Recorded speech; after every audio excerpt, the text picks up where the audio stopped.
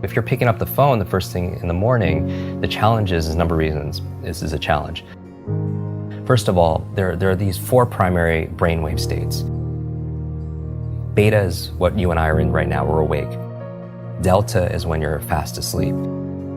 In between those 2 states, theta and alpha, are extremely important brainwave states for learning.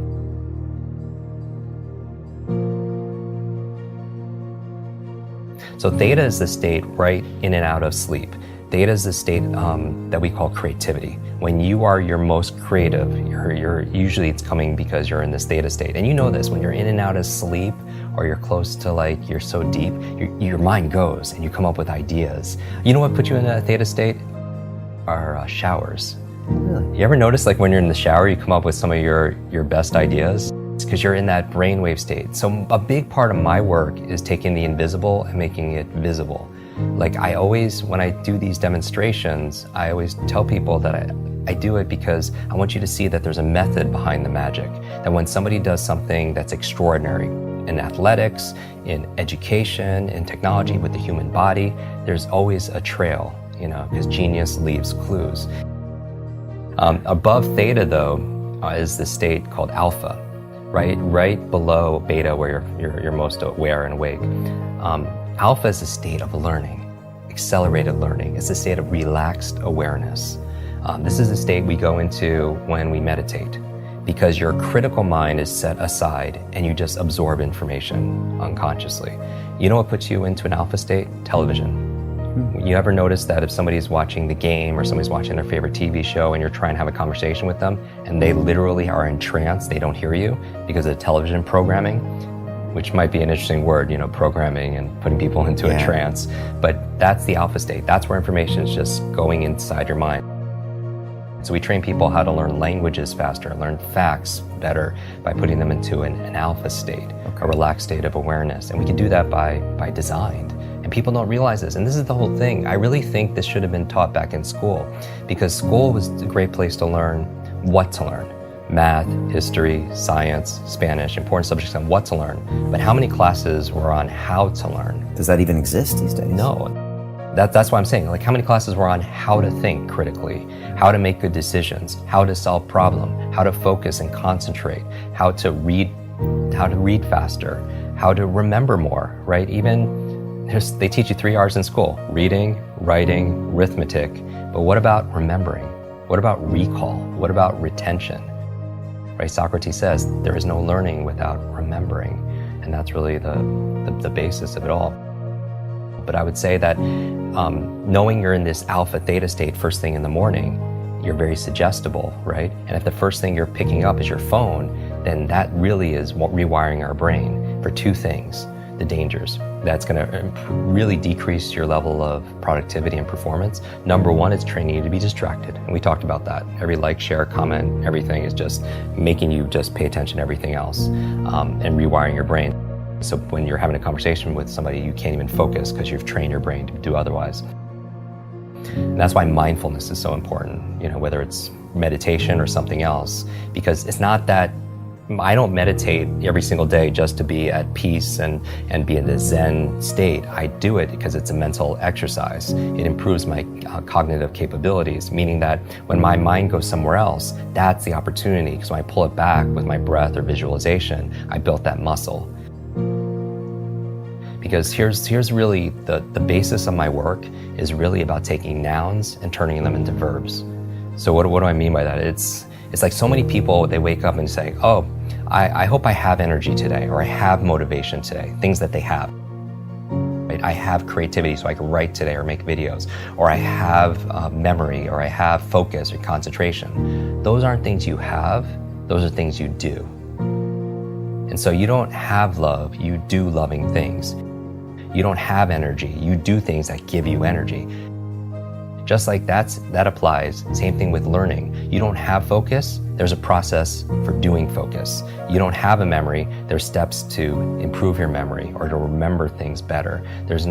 Creativity is not something you have, there's actually a process for creativity.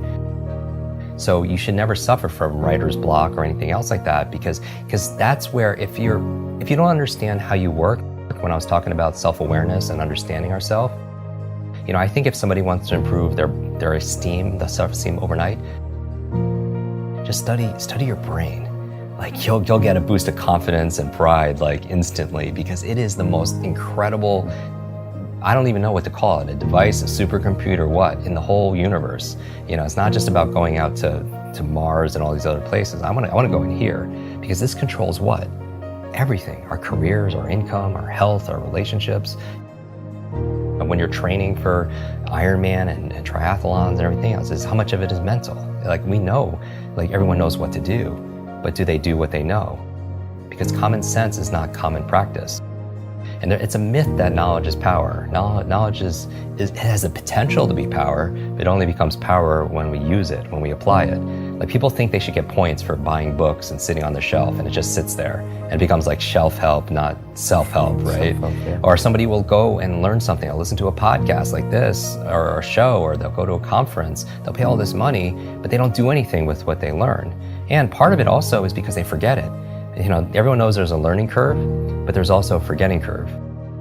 Did you know, like the forgetting curve says that if you learn something once, within 48 hours, 80% of it is gone. 80%. So you listen to a show, you watch something on YouTube, you go to a conference, you read a book, within 2 days, the majority of it is gone. Because nobody trains us how to have, that's why memory is so important. And so the first thing, don't touch your phone because it's training you to be distracted. The second thing is training you, rewiring your brain to be reactive. Reactive, meaning that you're in this relaxed state of awareness when you first wake up. You pick up your phone, you get one text with bad news, or one voicemail, or one email, and this has all happened to us. You're in a bad mood for the rest of your day because you're so impressionable. You're in that hypnotic state, and it affects you. And you can never have a quality life with that, and be the best version of ourselves, be an elite mental performer or high performer when you're responding and reacting to everybody else. My friend Brendan Burchard says, an inbox is nothing but a convenient organizational system for other people's agenda for your life. And how can you have vision for your life? Like for me, the night before, like I did a whole episode on my morning routine, like 10 things I do every morning to jumpstart my brain. And I also have an evening 1 hour routine to get into sleep, to maximize my sleep. Sleep is so very important to be able to do. But one of the processes I do, besides blackout curtains and cold and temperatures and breath and stuff, meditation, is I don't touch a screen, right? Because it creates blue light. And most people should know this. The screen on your laptop, your phone, everything else emits this blue light, which inhibits the melatonin production, which helps you to relax and go to sleep. So no screens. But the other thing I do is I write down the 3 things I want to accomplish the next day personally, and the other 3 are professionally. So now when I wake up, I have a vision for my life. Like this is a win today if I just get these 3 things done personally and 3 things professionally. And then when it comes to my phone, I don't touch my phone until I get at least 1 thing done. And that's my test. If I could just do that. And it's not always perfect, but it's about progress, right? Because practice makes progress, right? And there's never going to be a perfect. And I think people need to find what works for them. But I would say again, to step out is don't trust yourself as the expert instead of somebody else, and test it. Maybe for 1 week, keep your phone outside your bedroom for just 1 week and don't touch it for the first hour a day. And spend the first hour a day being a thermostat, not a thermometer. Because a thermometer, what's a function? It reacts to the environment. Thermostat's different. What does that function? It sets the environment. It sets a goal, it sets a temperature, and then the environment raises to it. And so I feel like anyone who's attracted to your work or to mine, they're thermostats because they have a growth mindset. Because if they thought things were fixed, they wouldn't watch something like this. Because what's the point? It's just all predestined and it's set, and we can't grow.